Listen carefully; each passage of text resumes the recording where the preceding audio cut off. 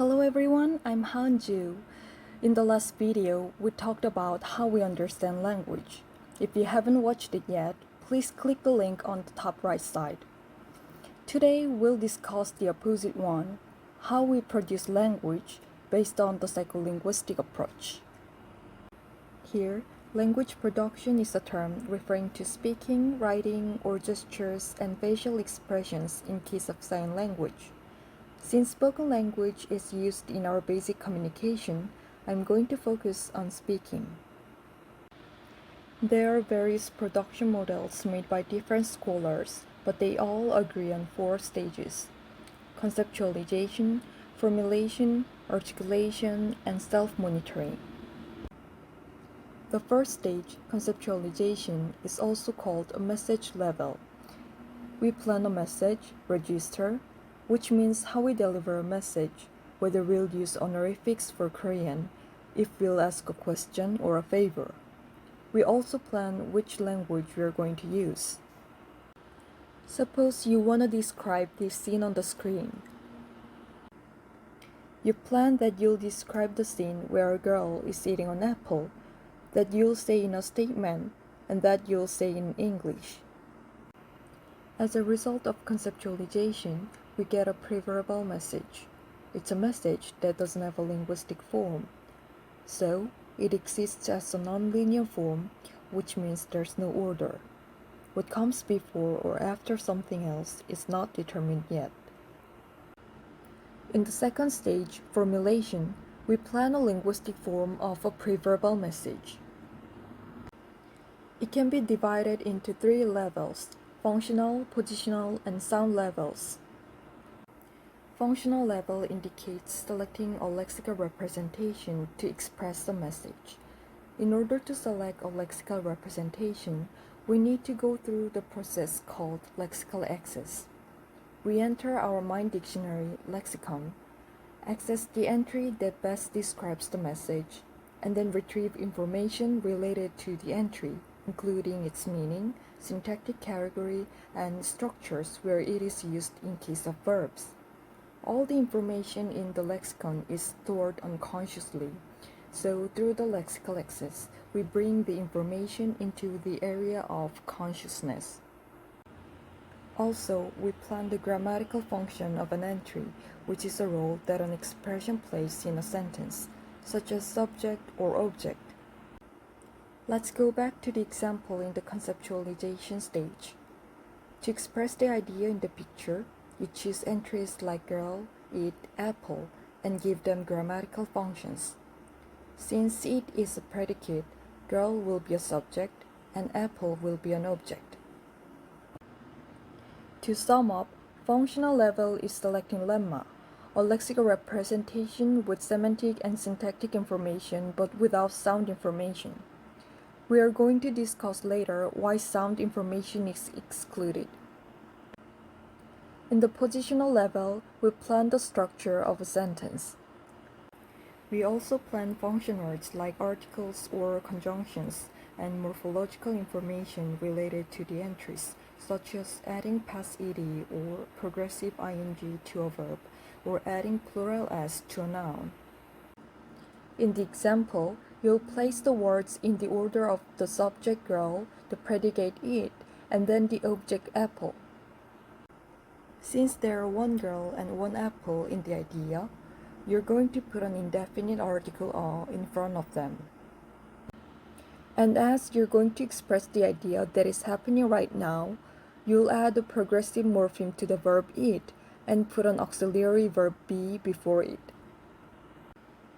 In the sound level, we plan phonemes, which are abstract representations of sound segments in our mind, such as p,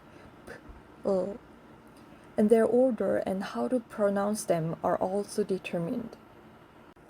The last one is called prosody, and it refers to how high, long, or loud we pronounce the phonemes.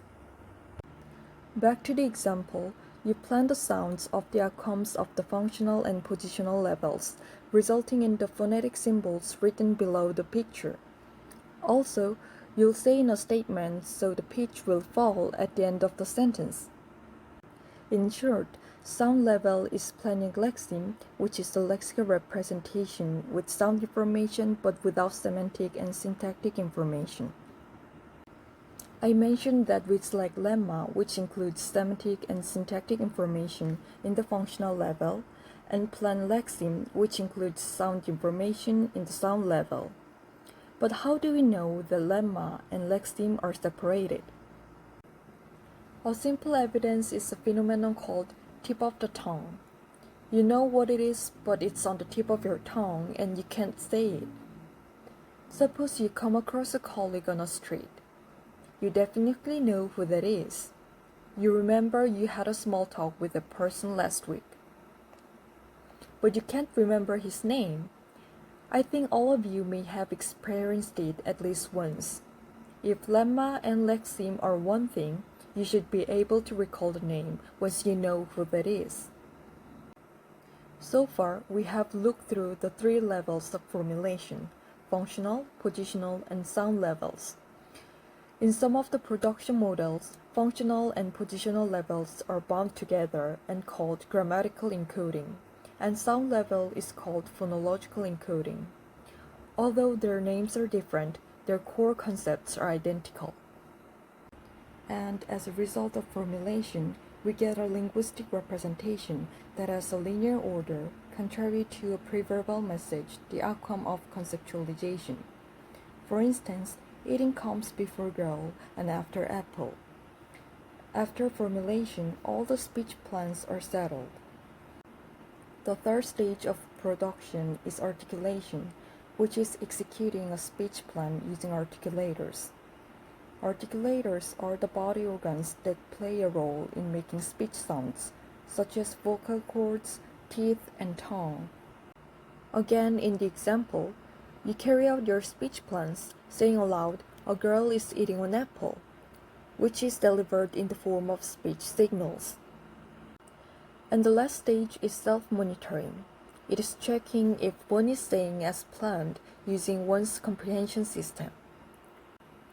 You may have planned "a girl is eating an apple," but say "a girl is eating an orange" instead. With your comprehension system, you constantly check what you're saying and then notice that you made a mistake. It should be an apple, not an orange. So you correct yourself by adding "no, an apple." But self-monitoring is not restricted to this case. It can also happen before articulation. You may have made all the speech plans but feel it's inappropriate to say. Then the plans do not proceed to the next step, articulation. I've introduced you 4 stages of production, and when you compare them with those of comprehension, you will realize that comprehension and production are kind of opposite. Comprehension starts from speech signals from a speaker and ends with an intended message, whereas production starts from a speaker's message and ends with speech signals. Now, let's move on to the features of production. There are 3: incremental, parallel, and automatic. First, production is incremental. A speaker doesn't plan the whole sentence at one time. Instead, a speaker starts articulating once a part of it is planned. For example, as soon as plans are made up to girl, you'll start saying "a girl." And once plans are made up to eating, you'll start saying "is eating." Second, production is parallel. This means different production stages are done on different parts of a sentence simultaneously. While articulating "a girl," you plan the next part "is eating," and as you're saying "is eating," you plan the next part "an apple." So, we are planning while articulating. Lastly, production is automatic, which means it's unconscious, fast, and uncontrollable. Every stage except conceptualization is automatically done. We need conscious efforts to form an idea, but once message level is finished, everything proceeds smoothly. That's why production can be parallel. Since most of the processes are automatic, you can articulate while planning another part. This is all for today. We've studied the 4 stages of production: conceptualization, formulation, articulation, and self-monitoring. And we've also learned 3 characteristics of production: incremental, parallel, and automatic. Thank you for listening, and I hope you've enjoyed the video. Have a good day.